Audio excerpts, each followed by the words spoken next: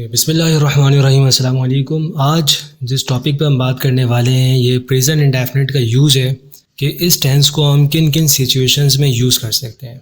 आप जानते हैं कि प्रेजेंट इंडेफिनिट के हवाले से हमने कंपैरेटिवली वीडियो में बात की थी। चूँकि ये इंग्लिश ग्रामर की सीरीज़ है तो इसमें हम डिफरेंट टेंसेस के हवाले से बात कर रहे हैं। इसका जो फर्स्ट पर्पस है यूज़ करने का, बहुत सारे हैं। वैसे एक चीज़ एक जगह यूज़ नहीं होती बल्कि उसकी बहुत सारी डायमेंशंस होती हैं, यूजेस होते हैं उसके। तो प्रेजेंट इंडेफिनिट बहुत सारी जगह पर यूज़ होता है। इसके यूज़ की जो एक कॉमन सिचुएशन है वो कि जिसके अंदर हम अपनी हैबिट्स की बात कर रहे होते हैं, किसी भी ऐसे एक्शन की जो कि रिपीटेडली होता रहता है। जब आप हैबिट की बात करते हैं तो हैबिट का मतलब ये है कि वो काम आप बार बार करते हैं, हैबिचुअल एक्शंस। फॉर एग्जांपल अगर इस फर्स्ट सेंटेंस की हम बात करते हैं, ही कंज्यूम्स टी ईच मॉर्निंग, यानी एवरी मॉर्निंग वो रोज़ाना ही चाय कंज्यूम करता है, चाय पीता है। इसी तरह अगर आप अपने उठने की रूटीन बता रहे हैं कि आप कब उठते हैं, जाहिर है कि ये आपका रिपीट होने वाला एक्शन है जो बार बार होता है, ये आपकी हैबिट है। इस सिचुएशन में भी आप प्रेजेंट इंडेफिनिट यूज़ करते हैं। I get up every day at 5 o'clock। इसकी एक और जो सिचुएशन है वो है कि जब हम जर्नल ट्रुथ की बात करते हैं, एक ऐसी सच्चाई जिसको पूरी दुनिया तस्लीम करती है, जिसको आप कह लें यूनिवर्सल ट्रुथ। जैसे आप कहते हैं कि सूरज मशरिक़ से निकलता है तो ये पूरी दुनिया को पता है। ये एक ऐसी सच्चाई है कि जिसका इनकार नहीं किया जा सकता। ऐसा होता है, 2 और 2 4 होते हैं, सही है। 2 + 2 makes 4, इस तरह की सिचुएशंस हो गई। तो ये 2 सिचुएशंस हैं। इसके अलावा और भी बहुत सारी इसकी आप कह लें प्लेसेस हैं। मैं यहाँ पर 8 प्लेसेस के हवाले से बात कर रहा हूँ। अगर एक और की बात करें हम तो ये एक्सक्लेमेटरी स्टेटमेंट्स में भी यूज़ किया जाता है। मतलब ये कि जिसके अंदर आप किसी सडन फीलिंग्स, इमोशन का इजहार कर रहे होते हैं। जैसे आपने बस देखी और आपने कह दिया हियर अराइव्स द बस, ये बस आ रही है। हम उर्दू में तो ये कहते हैं, हो सकता है हिंदी में भी ऐसे ही कहा जाता हो, बट मैं जो चीज़ बताना चाहता हूँ वो ये है कि प्रेजेंट इंडेफिनिट का ये स्ट्रक्चर जिसके अंदर हम first form of the verb use करते हैं और ही, शी, इट या सिंगुलर नाउन की सूरत में अगर वो सब्जेक्ट की जगह पर है और तो हम वर्ब के साथ एस ई एस का भी इजाफा कर देते हैं, जैसे कि आप यहाँ पर देख रहे हैं और एग्जाम्पल्स में भी देखा है। सो ये एक्सक्लेमेटरी स्टेटमेंट्स के साथ यूज़ होता है। देयर शी डिपार्ट्स, मतलब वो यहाँ गई है, जाती है। हम इस सेंस में यूज़ कर रहे हैं। कभी कभी ऐसा होता है कि हम लैंग्वेज को ट्रांसलेशन के ज़रिए समझने की कोशिश करते हैं, लेकिन ये जो सिचुएशन है ये हर जगह पर, ये तरीका हर जगह पर कारआमद नहीं होता है। मैं एक और एग्जांपल यहाँ देना चाहता हूँ। जब आप स्टोरी सुना रहे होते हैं तो वहाँ पर भी आप प्रेजेंट इंडेफिनिट यूज़ करते हैं उसमें डायनेमिक इफ़ेक्ट पैदा करने के लिए। जैसे आपने कहा कि वैसे उसका मतलब ये होता है कि बादशाह था, उसने ऐसा किया था, वो वहाँ गया था।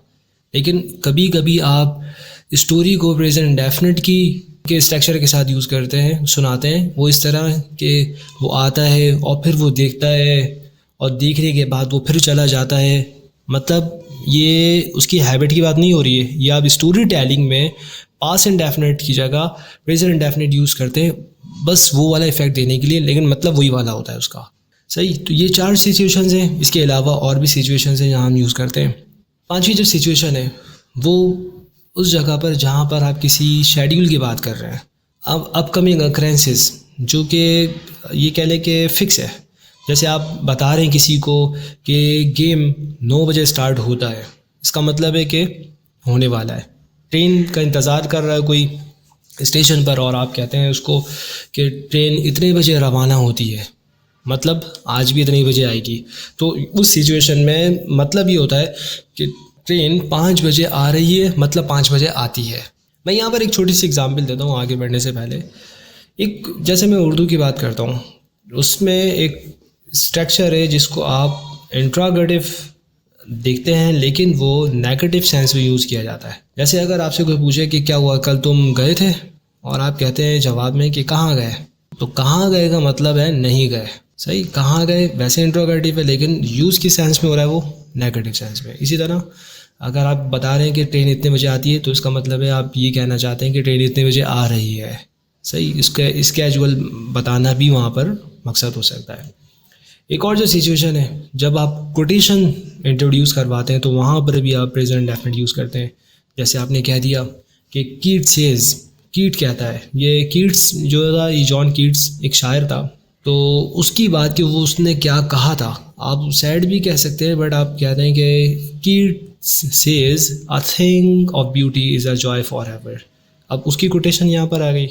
इसी तरह आप कायद आज़म की फॉर एग्ज़ाम्पल बात करते हैं तो आप कहते हैं कायद आज़म सेज, कायद आज़म कहते हैं, अभी कह रहे हैं क्या? नहीं, कह दिया है, लेकिन चूँकि बार बार उसको कोट किया जाता है, कोटेशन की सिचुएशन है वो, तो वहाँ भी हम प्रेजेंट डेफिनेट यूज़ करते हैं। एक और जो सिचुएशन है वो ये कि जब आप क्लॉजेस ऑफ टाइम यूज़ करते हैं तो वहाँ पर भी आप प्रेजेंट डेफिनेट यूज़ करते हैं। जैसे एग्जांपल देखें, यहाँ पर लिखा हुआ है कि आई विल वेट, मैं तुम्हारा वेट करूँगा, मैं वेट करूँगा until you complete your lunch, जब तक तुम अपना लंच कंप्लीट नहीं कर लेते या नहीं कर लोगे।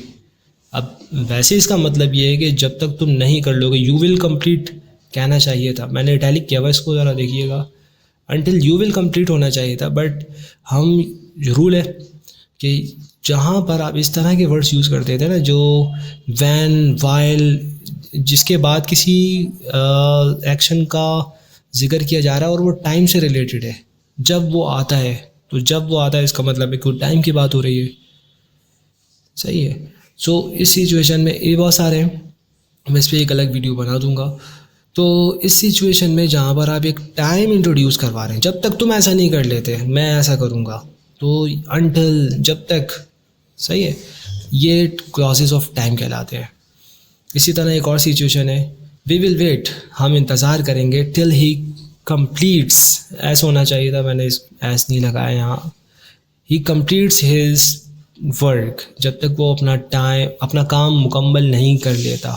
तो टिल के बाद आपने एक ऐसी बात का जिक्र किया जिसको टाइम से रिलेट किया हुआ है, जब तक ऐसा नहीं कर लेते या जब वो ये करता है, उसके बाद हम ये फील कर रहे होते हैं कि विल आना चाहिए, जब वो आएगा, when he will come, no ये नहीं कह सकते हम कहेंगे वैन ही कम्स।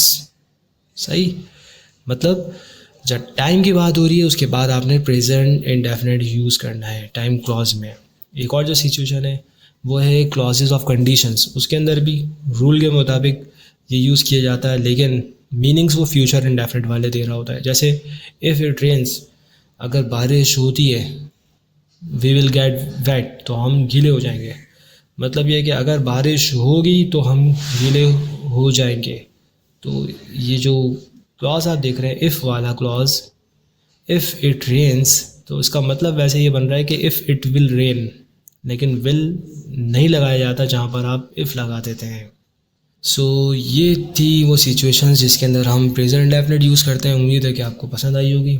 चैनल से जुड़े रहिए, कोई क्वेश्चन हो कमेंट में ज़रूर कीजिएगा।